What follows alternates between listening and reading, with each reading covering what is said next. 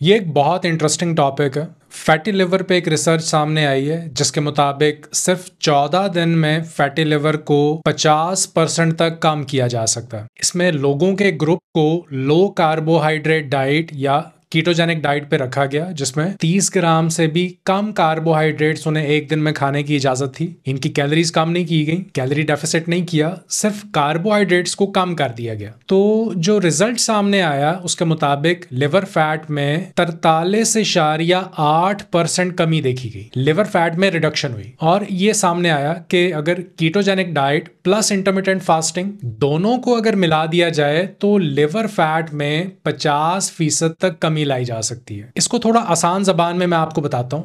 Carbohydrates यानी नशास्ता, मिसाल हम ले लेते हैं छने हुए आटे की रोटी, नान, पिज्जा, समोसा, पकोड़ा, चीनी, चावल, ये सब कार्बोहाइड्रेट्स हैं और ये सिंपल कार्बोहाइड्रेट्स हैं, कॉम्प्लेक्स कार्बोहाइड्रेट्स नहीं है, यानी ये जिस्म में जाके बहुत तेजी से शुगर में तब्दील हो जाते हैं। अब इस स्टडी में कुछ और इंटरेस्टिंग बातें भी सामने आई कि इस 2 हफ्ते में इन लोगों का वजन ज्यादा कम नहीं हुआ, वेट लॉस सिर्फ 1.8% तक हुआ और वेस्ट लाइन पे भी ज्यादा फर्क नहीं पड़ा। अब ये बात दिलचस्प इसलिए है कि अगर आप कीटोजेनिक डाइट फॉलो करते हैं तो जो रिजल्ट्स आप चाह रहे हैं वेट लॉस के, वो 2 हफ्ते में नजर नहीं आएंगे, वेस्ट लाइन इतनी जल्दी कम नहीं होगी और हो सकता है कि आप मायूस होके कीटो डाइट छोड़ दें, इसे क्विट कर दें। तो आपने इसे जारी रखना है। आपको लगेगा कि शायद ये डाइट काम नहीं कर रही, लेकिन पहले आपका जिस्म लिवर फैट को प्रायोरिटी पे रखता है और फिर बाकी फैट्स की तरफ जाता है और फिर वजन कम होना शुरू होता है। इसे डिक्रीज्ड डिनोवो लाइपोजेनेसिस कहते हैं। बॉडी यहाँ पे डिक्रीज्ड डिनोवो लाइपोजेनेसिस प्रोटोकॉल को फॉलो कर रही होती है। डिनोवो लाइपोजेनेसिस एक ऐसा प्रोसेस है जिसमें लिवर नॉन फैट सोर्सेज जैसे कि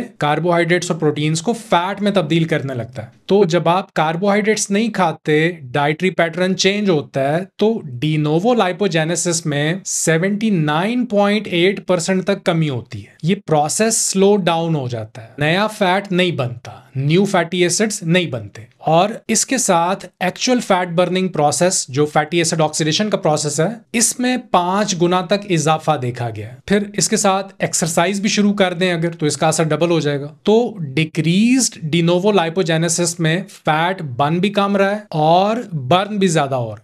इसके साथ कुछ और इंटरेस्टिंग फाइंडिंग्स भी सामने आई। इस ग्रुप के पार्टिसिपेंट्स की फास्टिंग इंसुलिन में कमी आई, बेटर इंसुलिन सेंसिटिविटी नोट की गई, लेस इंसुलिन रेजिस्टेंस और ये सब कैलोरी डेफिसिट में जाए बगैर हो। लिवर इन्फ्लेमेशन में कमी देखी गई और फोलेट प्रोड्यूसिंग बैक्टीरिया जो फ्रेंडली जरासीमों का एक ग्रुप है, हमारे गट माइक्रोबायोम का हिस्सा है, जिसमें स्ट्रेप्टोकोकस, ई कोलाई, लैक्टोबैसिलस, इनकी कुछ नई स्ट्रेन्स को बॉडी में देखा गया, यानी फ्रेंडली जरासीमों की तादाद में और इनकी इकसाम में इजाफा देखा गया। अब फोलेट या विटामिन B9 इसे कहते हैं, ये लिवर डिटॉक्सिफिकेशन को, मेटाबॉलिज्म को और बाइल प्रोडक्शन को सपोर्ट करता है और लिवर फंक्शन इंप्रूव करता है। फैटी लिवर की वजह से जो इन्फ्लेमेशन हुई है, जो सोजिश हुई है, उस इन्फ्लेमेशन साइट पे इन्फेक्टेड सेल्स के DNA रिपेयर में मदद करता है, नए सेल्स के बनने में ये मदद करता है। तो फैट मेटाबॉलिज्म अच्छी तरह हो पाता है और ये ब्लड टेस्ट में भी सामने आ जाता है। कीटोजेनिक डाइट में वैसे भी ब्लड में फोलेट लेवल बढ़ा हुआ नजर आता है। अब इस इंफॉर्मेशन को समराइज करते हैं। बैड कार्बोहाइड्रेट्स हमें नहीं चाहिए, कॉम्प्लेक्स कार्ब्स खाने, एक दिन में 30 ग्राम से ज्यादा नहीं खाने, वेजिटेबल कुकिंग ऑयल्स, चीनी, स्टार्च, बेकरी की चीजें ये नहीं खानी, घर में खुद साफ खाना बनाना, साफ इंग्रेडिएंट्स के साथ बनाना, एक्सरसाइज करनी है, सिंपल वॉक से भी आप शुरू कर सकते हैं, फिर आहिस्ता आहिस्ता इसे बढ़ाएं।